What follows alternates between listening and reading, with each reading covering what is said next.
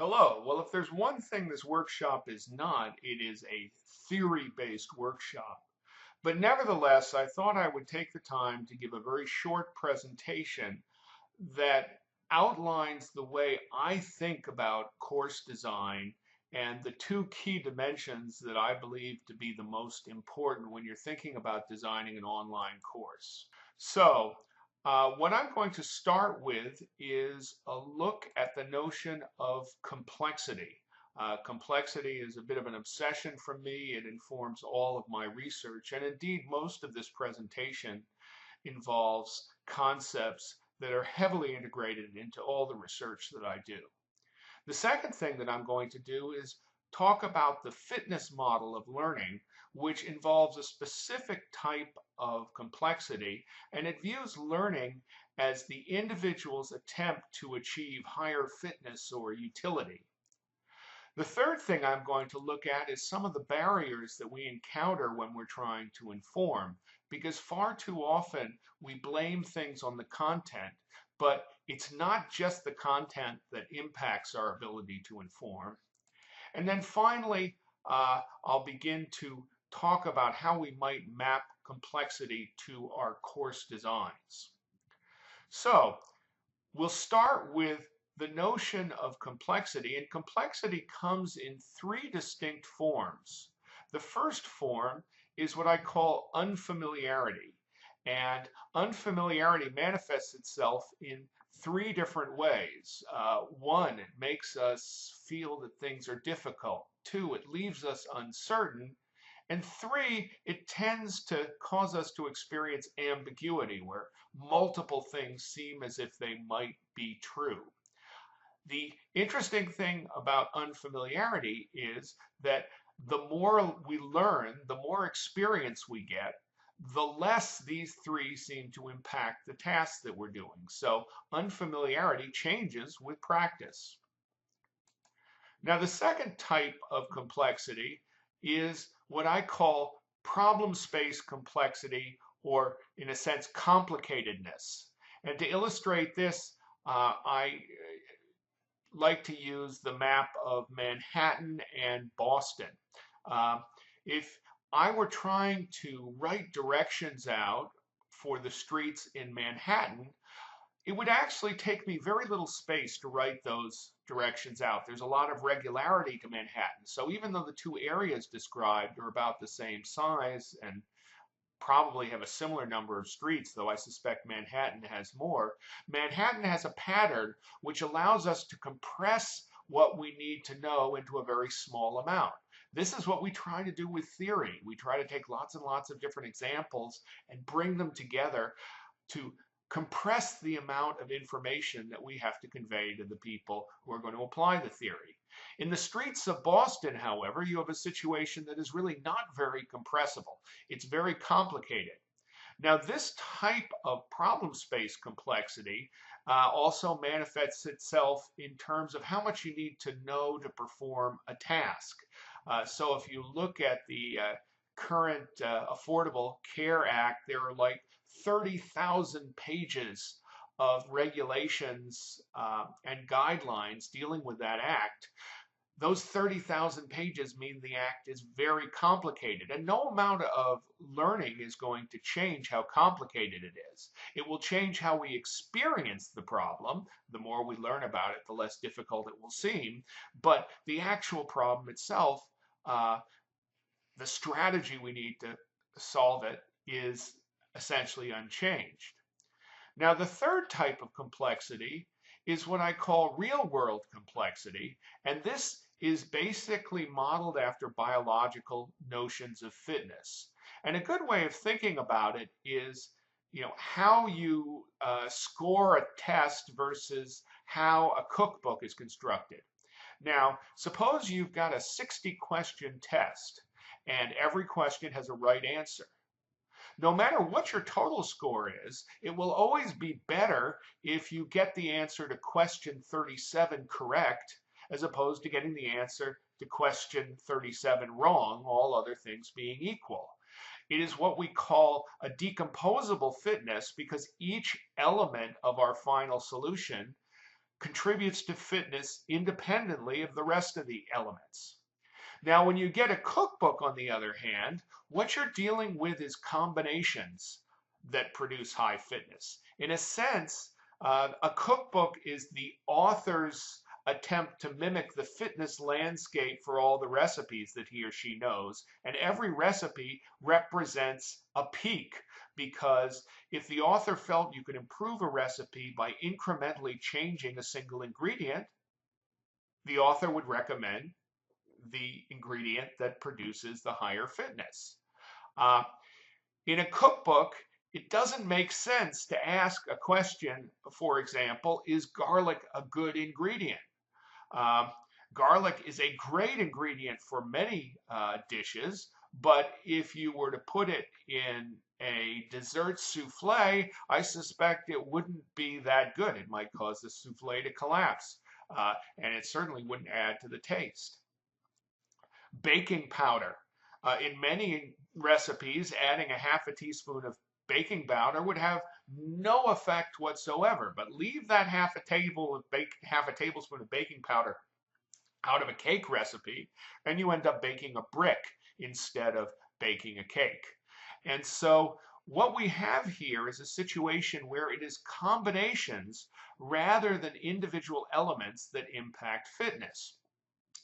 Now, one of the characteristics of complex fitness landscapes is that they have many peaks. And you can demonstrate this mathematically. These are the notions of an evolutionary biologist called Stuart Kauffman. In a decomposable landscape, essentially, there will be only one peak. And the reason there is only one peak is each element is either good or bad. You take the good value for each attribute and you put them all together, and it's going to be the highest location on the fitness landscape.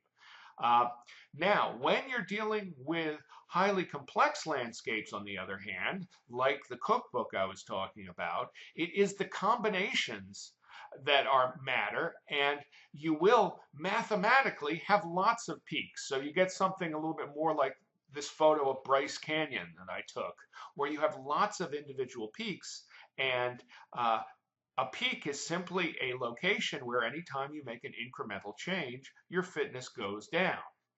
So, what is the landscape for education like? Well, Joni Jones and I wrote a paper where we compared a number of courses. This ISM 232A, by the way, is the course that I talk about in the presentation that I give on the programming course, the self-paced programming course. Um, and ISM 3232B is a version of the programming course that she taught.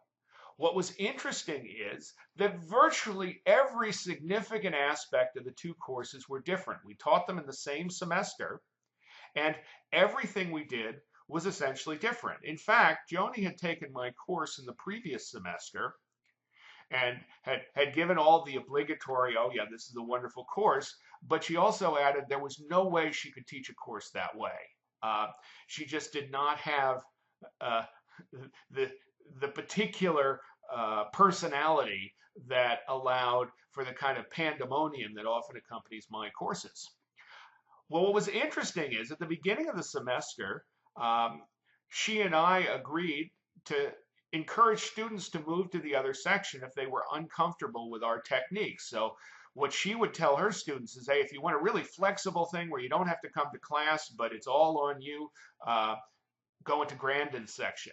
I would tell my students, hey, if you want a little more structured experience where you have to come to class every week and you make progress as required by the class, go to Joni's section. What happened is we had 3 or 4 people switch classes the course of that semester. But what's really interesting is that these 2 classes in fall 2007 had the first and second highest evaluations in the history of the entire course, because this had not been a very popular course. And the reason is, it's not that any of these particular attributes, such as whether you have classroom or multimedia lectures, whether it's self-paced or highly controlled, whether you've got group activities or individual activities, none of these things are good or bad by themselves. It's always in combination. So my argument is what you always need to do is find a combination that works for you. So if we look at the informing journey, one of the major challenges that we face with students is not just teaching them the new thing that we want them to learn, it's causing them to get rid of what they think they already know. There was a wonderful article about a physics course where, despite all the evidence that the teacher presented in the course of the semester and all the experiments he did in the class, a lot of them refused to abandon the Aristotelian notions of things like heavier objects fall faster than lighter objects. And it didn't matter how much the lectures proved otherwise. It was very, very hard to get people to move to this new level of understanding because they wouldn't abandon their old beliefs. And the way I look at it is you may be trying to take them to a higher fitness peak, but one, that peak is very foggy because they don't really know what they're going to do when they get there. And also, in a complex landscape, you can't tell them exactly where they're going to end up. You can't tell a student where a particular career path is going to take him or her in the long run. Instead, they're going to have to do some meandering along the way in order to find their own individual peak. And what we need to do is convince them that traveling through the trough that's going to be necessary to reach that new peak is worth it. And we see this in every type of activity. Anyone who's ever tried to take on a new type of golf swing, for example, is completely aware that the first couple of days when you try to swing the new way, your game falls to pieces. And this is the trough that I'm talking about. So when we think about educating people, one of the things we've got to do is figure out how to get them through those troughs.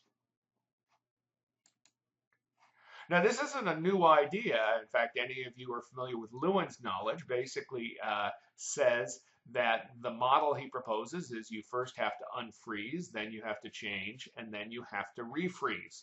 And this is simply a way of restating what I said on the previous slide.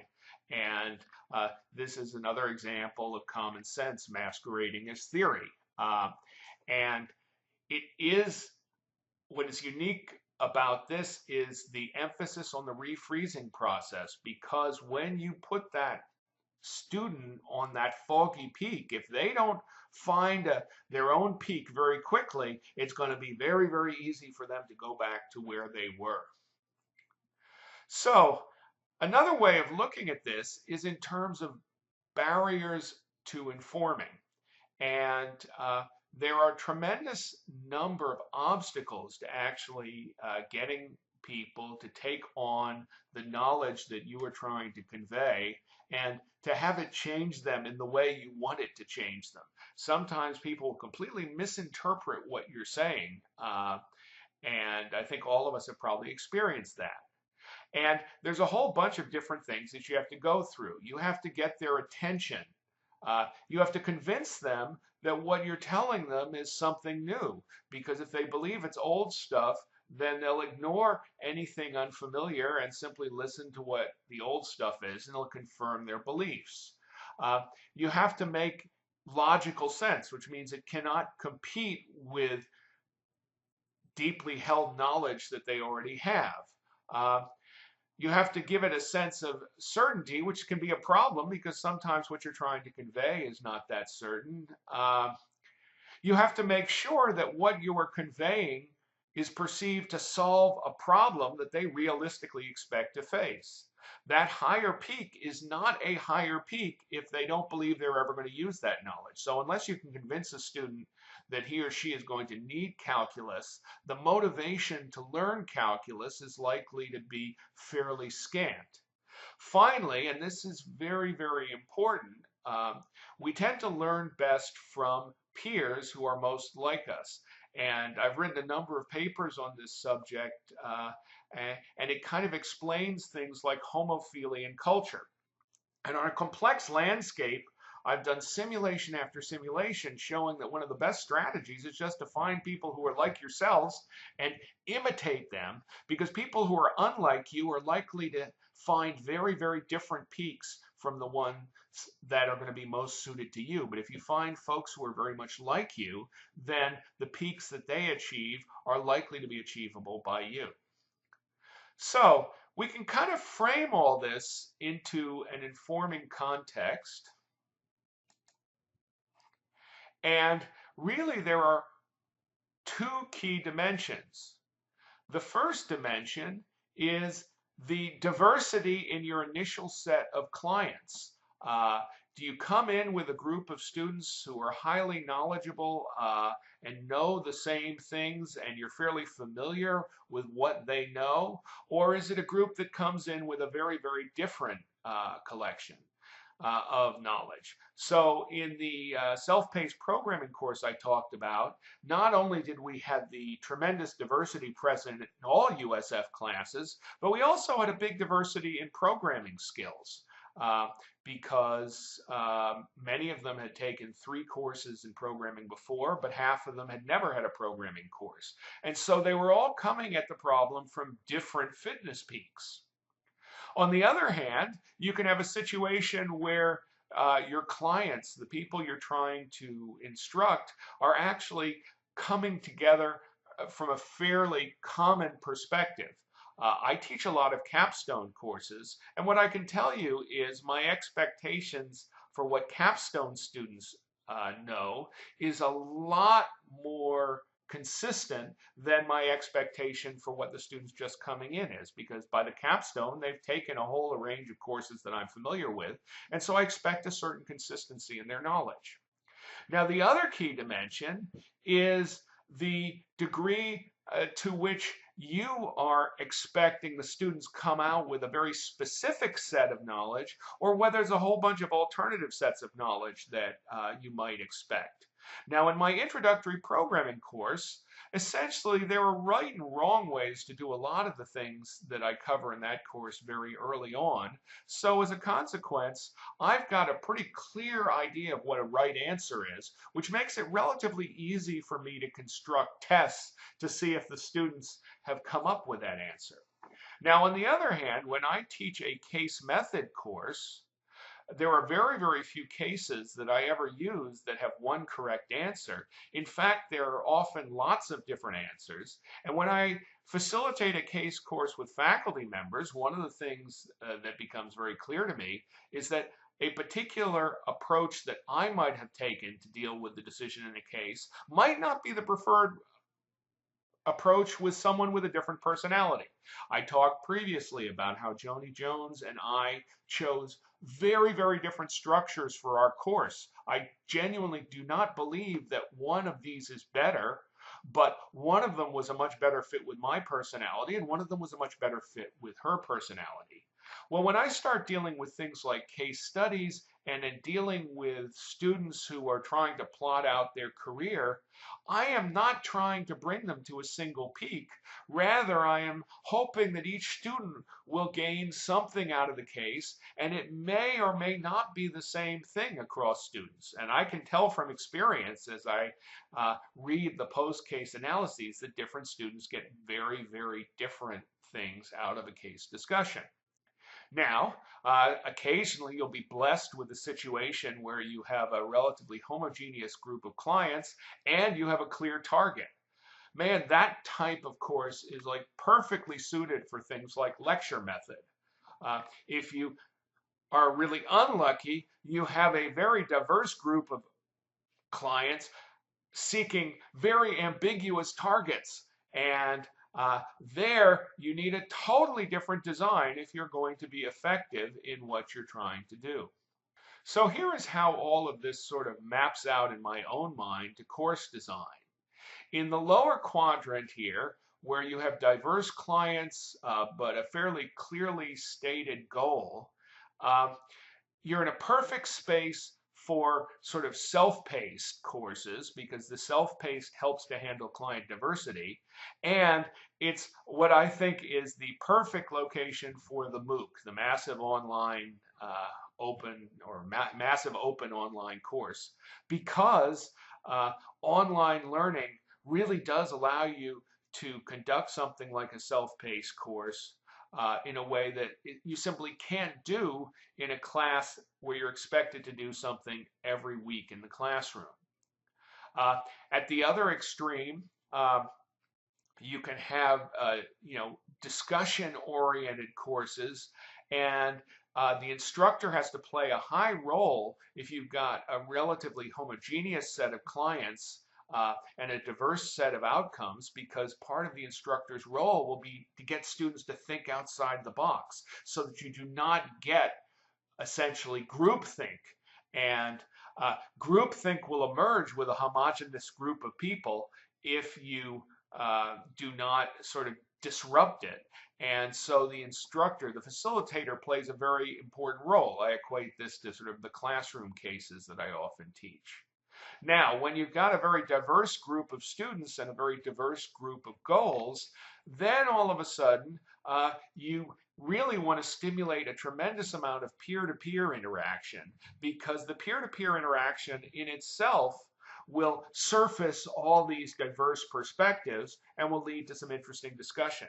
I would say my typical USF class, even when it's not, even when it is a capstone class, often falls in this area. And one of the things that I have been really surprised by is how well my asynchronous discussions seem to run on their own with very, very little interaction from me, and how the students seem to appreciate the discussions and in a curious self, even credit me for having done something, when in many cases what I really did was monitor it and then grade it at the end.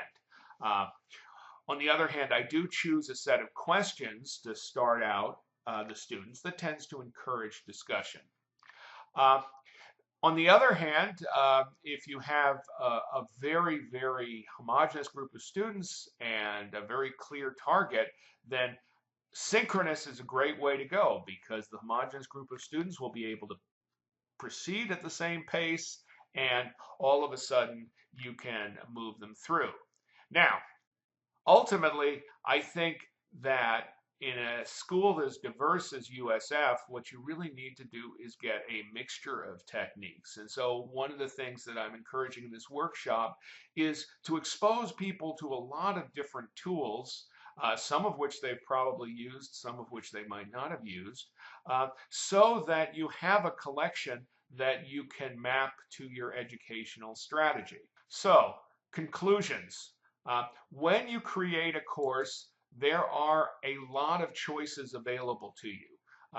You can have learning goals are one of the choices. What do you want to achieve with the course? You've got the content that you're going to convey. There are very few courses where the content is perfectly specified simply by looking at the name of the course. And of course, there are the channels that you tend to employ. And all of this is superimposed on your own personality, because you're going to be comfortable with some type of approaches and less comfortable with others. There are also certain constraints. Instructor expertise can be a big constraint. In the programming course, for example, I'd been commercially programming for more than 20 years, whereas Joni had not really done any programming outside of classwork. So she wanted a more controlled environment where she was not as likely to run into the kind of bizarre problems that you run into when you're teaching a programming course. And some of them can be quite bizarre. Also, you may not have all the channels that you need. One problem I ran into with my case course involved the fact that because it was a distance learning course, they assigned 50 students to it. Well, 50 students simply will not work for the kind of asynchronous discussions I was having. Everybody posting 3 or 4 times, and suddenly you've got more than 200 posts, and it would be overwhelming to the students, it would be overwhelming to the instructor, and it would be incredibly repetitive. So one of the things that I had to do was I had to actually break the class into 2 separate sections, because I found that groups of about 25, the asynchronous discussion worked pretty well. So there are all sorts of things that you have to think about.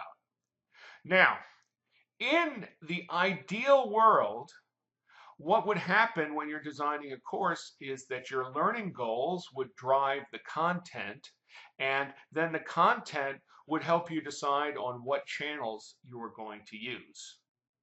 Unfortunately, in today's world, far too often you're told you're going to use a particular channel, whether it be a classroom or online learning, a mass class or a small class. The channels determine what content you believe is feasible. And once you know the content, then you establish learning goals that reflect that content so that your learning goals and content are consistent with each other. This is a very bad way from an educational standpoint to design a course, but it is the way that far too often we design our courses. So if we look at this workshop, what the objective here is to reduce the constraint placed upon everyone by their expertise on the technology. This course is not going to make you experts in the technology, but it should give you enough exposure so you can decide if a particular technology is worthwhile for you and if a particular type of organization for a class is worthwhile. And it's going to try to make it so that the instructor expertise becomes less of a constraint. And I really look upon this as very much a peer-oriented course, and I'm expecting to learn at least as much from the participants in this course as the participants are learning. Uh, and the reason for this is we all have different styles, we all have different techniques, and one of the things that I hope to do in this course is to help people share them and create venues for such sharing so that we can all learn. So thank you very much, and that ends the theory portion of this workshop.